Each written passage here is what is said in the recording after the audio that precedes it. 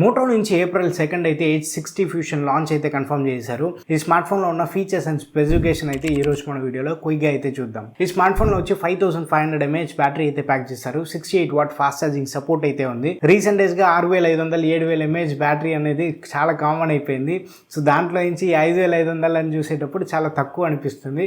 But still 5500 అనేది వచ్చి ఒక మంచి బ్యాటరీ కెపాసిటీ. 6.7 ఇంచ్ కొంచెం టాల్ డిస్ప్లే అయితే ప్రొవైడ్ చేస్తున్నారు. AMOLED ప్యానల్ ఉంది. ఇది కర్వ్డ్ డిస్ప్లేగా అయితే ఇస్తున్నారు.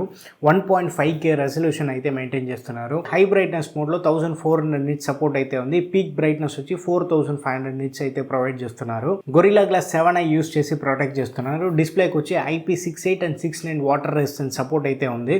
అడిషనల్గా డ్యూరబిలిటీ కోసం మిలిటరీ స్టాండర్డ్ 8 అనే సర్టిఫికేషన్ కూడా ఈ ఫోన్ తీసుకుంది. బట్ ఎంత ఏ సర్టిఫికేషన్ ఉన్నా గొరిల్లా గ్లాస్ విక్టస్ 2 ఉన్నా కూడా ఫ్రంట్ డిస్ప్లే వచ్చి గ్లాస్ మెటీరియల్ యూస్ చేస్తున్నారు.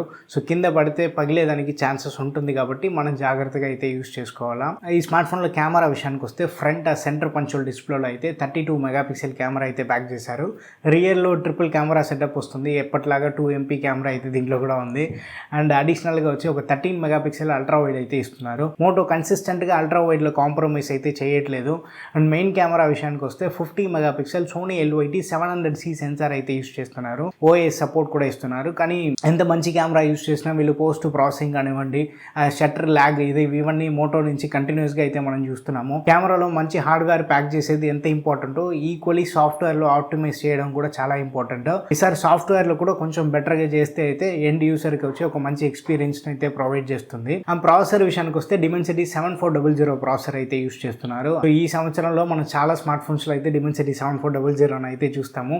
లాస్ట్ ఇయర్ నుంచి మనం చాలా ఫోన్స్లో అయితే Dimensity 7300 వచ్చి చాలా పేర్లలో చూసాము. కానీ 7300 ఒక ఓవర్ క్లాక్డ్ వెర్షన్ ఈ 7400. సో ఈ ప్రాసెసర్ వచ్చి అంత వర్త్ ఏం కాదు. 15,000 రూపాయల లోపల ఉన్న స్మార్ట్ ఫోన్స్ లో Dimensity 7300 కానివ్వండి 7400 యూస్ చేస్తే ఖచ్చితంగా ఆ ప్రైస్కి అయితే వర్త్ అని చెప్పుకోవచ్చు.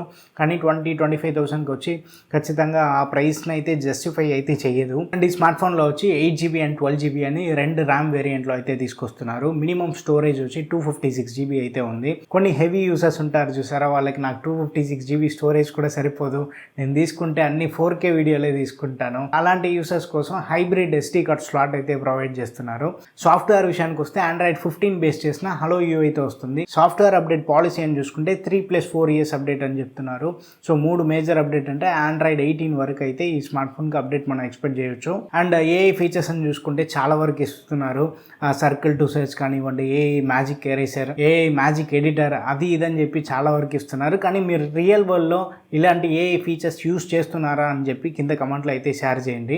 ఈ స్మార్ట్ ఫోన్లో ప్రాసెసర్ మాత్రం తీసేసి అదర్ స్పెసిఫికేషన్ అని చూసుకుంటే చాలా సాలిడ్గా అయితే ఉంది. ఒక ఆడి కార్లో నానో ఇంజిన్ ఇన్స్టాల్ చేస్తే ఎలా ఉంటుందో అలాంటి స్పెసిఫికేషన్ అయితే మోటో నుంచి ప్రొవైడ్ చేశారు. ఈ స్మార్ట్ ఫోన్ వచ్చి అరౌండ్ 20,000 రూపీ ప్రైస్లో అయితే మనం ఎక్స్పెక్ట్ చేయవచ్చు. కానీ గొప్ప స్మార్ట్ ఫోన్ అయితే కాదు ఇది. ఇదే స్మార్ట్ ఫోన్ని 15-16,000 లాంచ్ చేస్తే ఎస్ ఆ ప్రైస్ని అయితే ఫుల్ఫిల్ చేస్తుంది అని చెప్పుకోవచ్చు. కానీ వీళ్ళు ఏంటంటే కొంచెం ఎక్స్ట్రా ఫీచర్స్, ఈ AMOLED display, curved display, IP rating, ఇలాంటి ఎక్స్ట్రా ఫీచర్స్ మీద ఫోకస్ పెట్టి మెయిన్ ప్రాసెసర్ని అయితే వీళ్ళు ఎగ్గొట్టేశారు.